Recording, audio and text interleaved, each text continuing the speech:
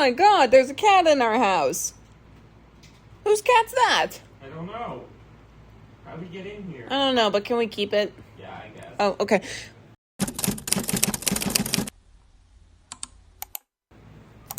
Hey there, people of Faith, it's Lena. I have been subject to the Count Binface by-election in Clacton, and you know what? If I have to hear about all of this, so do you.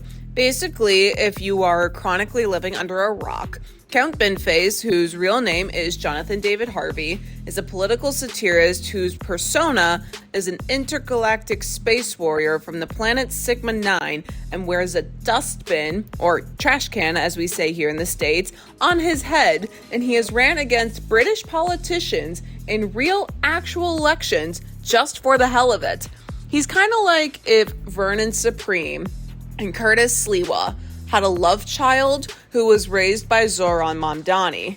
He's currently one of two candidates in what is known as a by-election. Basically, a by-election is when a current sitting member of parliament resigns from their seat and then reruns again in their constituency in order to prove a point for some goddamn reason.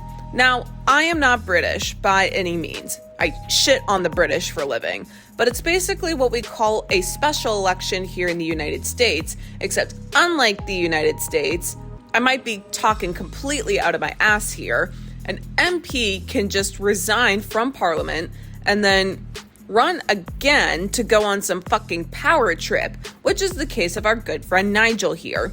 Nigel Farage is currently the leader of Reform UK, which is a right-wing political party that was very vocal about Brexit and a bunch of other right-wing ideologies. Look it up for yourself because I genuinely do not have the time or the knowledge or the crayons to go over it with you. But Nigel has been receiving undisclosed gifts from some very powerful people, which I know the UK is very particular about their MPs receiving gifts in the form of money. It does get very complicated, but to make things simple, he basically accepted an undisclosed personal gift of £5 million and also accepted financial assistance from someone accused of wire fraud. There is a very je ne sais quoi type of energy going on here. Like, you're telling me that American politicians aren't the only one kissing the asses of billionaires? I mean, then again, that has been going on for all of human history. So all of Nigel's scandals started coming to light, and he resigns from his MP chair just so the people can decide if they want him back or not. Like, why are we relying on a small British seaside town to further solidify the future of British politics? You're telling me that if either one of them wins, they could be the next prime minister, that one of you shall betray me, and that one of you is probably your next door neighbor who yells at the clouds every morning.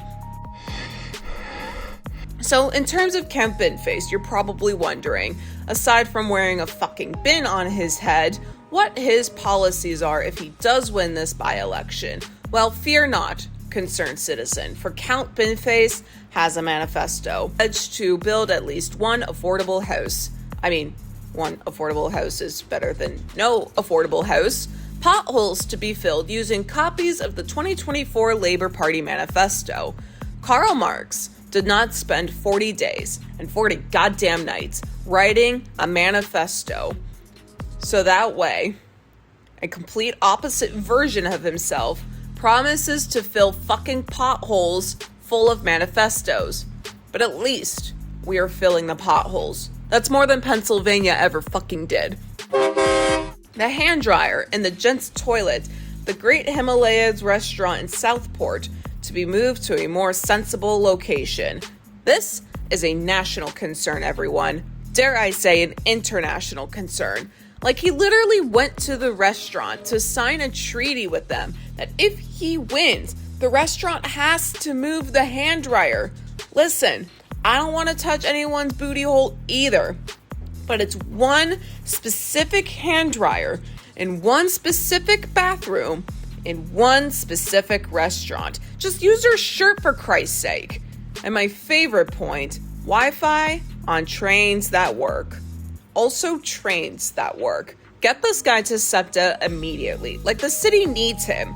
Moving on to one of my favorite offenses of his is when he used a one-worded argument to win a student-ran debate at Oxford. Kids tell you make it.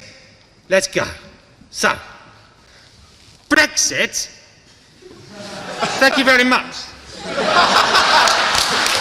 There is something so goddamn ironic about a political satirist alien in a trash can at his alma mater dropping the fuck word. Like when Gabby Hanna drops the fuck word at Oxford, the internet loses their shit.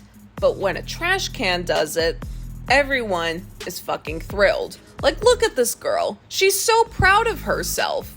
There is truly an endless amount of lore surrounding this man, and some of the lesser known is the best. He started gaining recognition as Lord Buckethead, but due to somebody already creating and owning a character named Buckethead, he had to rebrand himself.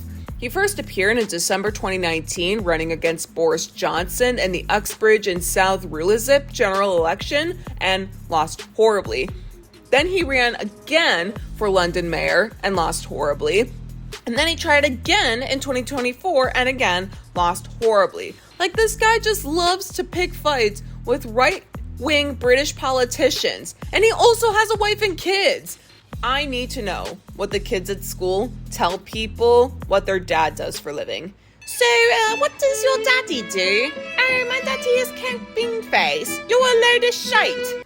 I just know they lie and make shit up and say that he works with, like, computers or something. Sometimes the SNL skits just write themselves. Like, we do not need Ned Fulmer chiming in to save his reputation. We need Count Binface. I have never wanted to be a British citizen so badly just so I can say I voted for a trash can.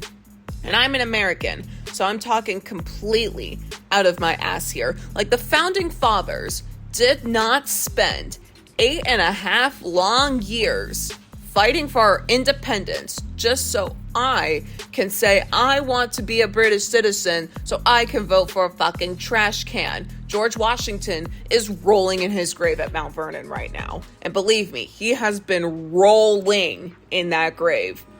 As I was doing research for this video, I came to find out that there are 34 potential other candidates for this by-election, making this the longest electoral ballot in British history.